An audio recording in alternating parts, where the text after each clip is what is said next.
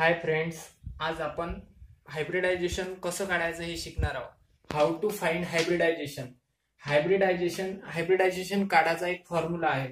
तर hybridization equals to number of lone pair plus number of sigma bond plus number of negative charge. आता यामध्ये आपण जर यांची ऍडिशन 2 येत असेल तर हायब्रिडायझेशन SP राहणार. यांची ऍडिशन 3 येत असेल तर हायब्रिडायझेशन SP2 राहणार.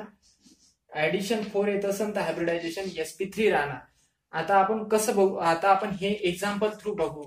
आता फॉर एक्झाम्पल फर्स्ट घेऊ आपण. इथं हा घेतला acetylene CH triple bond CH triple bond CH म्हणजे यामध्ये आता जर यामध्ये विचारलं तर हा कार्बन, या कार्बनचं हायब्रिडायझेशन किती काय आहे, या कार्बनचं हायब्रिडायझेशन काय आहे, तर आपण हे कसं काढू, तर या फॉर्म्युला थ्रू काढू.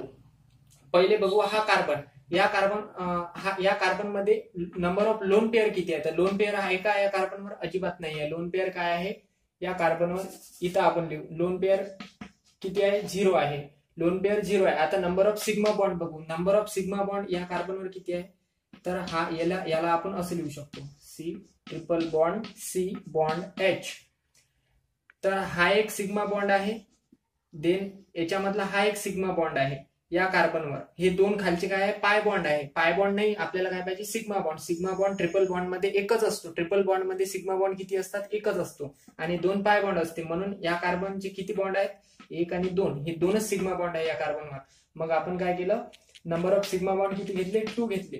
आता नंबर ऑफ निगेटिव्ह चार्ज आहे का या कार्बनवर, या किंवा या कोणत्या एका या कार्बनवर आहे का, नाही आहे, मग 0 घेतला. मग आपला हायब्रिडायझेशन नंबर किती आला, 2 आला. हायब्रिडायझेशन नंबर किती आला, 2 आला. आणि आपण पहिलेच बघितलेलं आहे, हायब्रिडायझेशन नंबर जर 2 येत असेल तर हायब्रिडायझेशन कोणतं असते, SP हायब्रिडायझेशन असते. म्हणून हा कार्बन कोणता हायब्रिडायझेशन काय आहे या कार्बनचं, तर SP हायब्रिडायझेशन आहे या कार्बनचं. या कार्बनचं पण तेच राहणार, एक सिग्मा बॉन्ड, हा एक सिग्मा बॉन्ड. लोन पेअर पण नाही आहे आणि निगेटिव्ह चार्ज पण नाही आहे. म्हणजे 2 सिग्मा बॉन्ड, 2 नंबर येत असेल तर मग त्याचं हायब्रिडायझेशन काय राहणार, SP राहणार. फक्त काय राहणार, SP हायब्रिडायझेशन. आणि सहसा ट्रिपल बॉन्ड जिथं असतो तिथला जो ऍटम असतो तो SP हायब्रिडाइज असतो. आणि डबल बॉन्ड जिथं असतो तिथला कार्बन जो असतो किंवा ऍटम असतो तो SP2 हायब्रिडाइज असतो. काय असतो, SP2 हायब्रिडाइज. आता हे कसं असतो, आपण डायरेक्ट म्हणतो ट्रिपल बॉन्डवाला SP हायब्रिडायझेशन असते, हायब्रिडाइज असते. बट तो कसा असते, तर या प्रकारे. कारण ट्रिपल बॉन्ड मध्ये एकच सिग्मा बॉन्ड असतो आणि दुसरा एका ऍटम सोबत तो एका सिग्मा बॉन्ड थ्रू अटॅच असतो. म्हणून 2 सिग्मा बॉन्ड म्हणून इथं हायब्रिडायझेशन नंबर 2 येतो, म्हणून SP हायब्रिडायझेशन. आता आपण दुसरं एक्झाम्पल घेऊ. एक्झाम्पल H2O वॉटर घेऊ. वॉटर म्हणजेच काय असते, ऑक्सिजन, आणि ऑक्सिजनला 2 हायड्रोजन अटॅच असते. हा वॉटर मध्ये आता आपण बघू, ऑक्सिजनवर लोन पेअर किती असतात, ऑक्सिजनवर 2 लोन पेअर असतात, 1 आणि हे 2. लोन पेअर म्हणजेच काय, नंबर ऑफ इलेक्ट्रॉन, म्हणजे पेअर असते, इलेक्ट्रॉनची पेअर असते, एक्स्ट्रा इलेक्ट्रॉन म्हणतो त्यांना आपण. तर ऑक्सिजन H2O मध्ये सिग्मा बॉन्ड किती आहे, आता आपण H2O चा हायब्रिडायझेशन काढून बघू. या ऑक्सिजनचा हायब्रिडायझेशन काढून बघू. नंबर ऑफ लोन पेअर किती आहे ऑक्सिजनवर, तर 2 आहे. 1 आणि 2 नंबर ऑफ लोन पेअर किती आहे, नंबर ऑफ लोन पेअर किती आहे, 2. Plus number of sigma bond किती आहे, 1 आणि 2 नंबर ऑफ सिग्मा बॉन्ड 2 आहेत. आणि निगेटिव्ह चार्ज आहे का ऑक्सिजनवर, तर 1 पण नाही आहे, म्हणजे 0.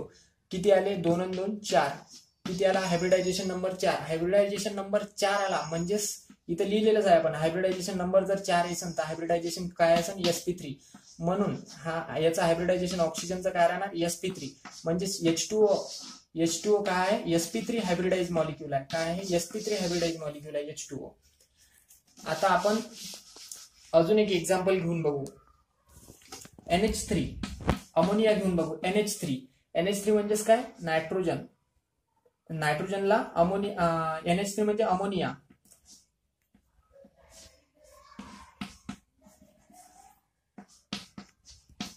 नायट्रोजनवर एक लोन पेअर असतो. नायट्रोजनवर काय असतो, लोन पेअर 1 असतो. ऑक्सिजनवर 2 असतात, नायट्रोजनवर 1 असतो. मग आता आपण या फॉर्म्युला थ्रूच जाऊ. याच्यात नायट्रोजन अमोनियामध्ये कोणता हायब्रिडायझेशन आहे किंवा नायट्रोजन मध्ये कोणता हायब्रिडायझेशन आहे हे बघू. तर नंबर ऑफ लोन पेअर किती आहे, तर 1.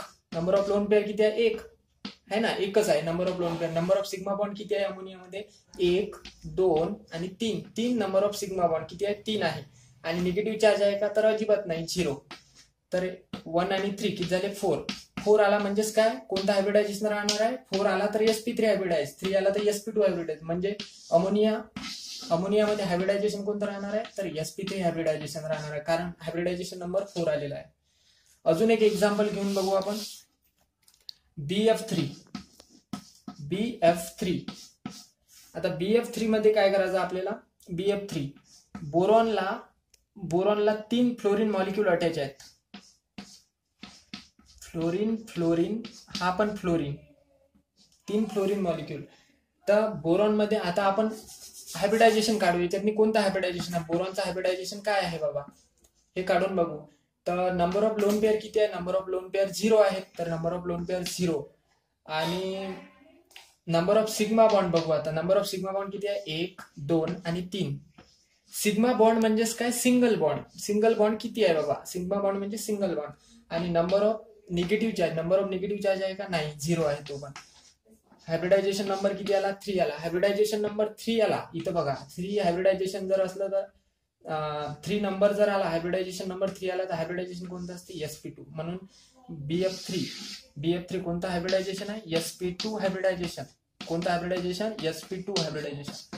अशा प्रकारे आपण कोणत्याही मॉलिक्युलचं हायब्रिडायझेशन किंवा कोणत्याही ऍटमचं हायब्रिडायझेशन काढू शकतो by using this formula. Formula कोणता आहे? Hybridization equals to number of lone pair plus number of sigma bond plus number of negative charge.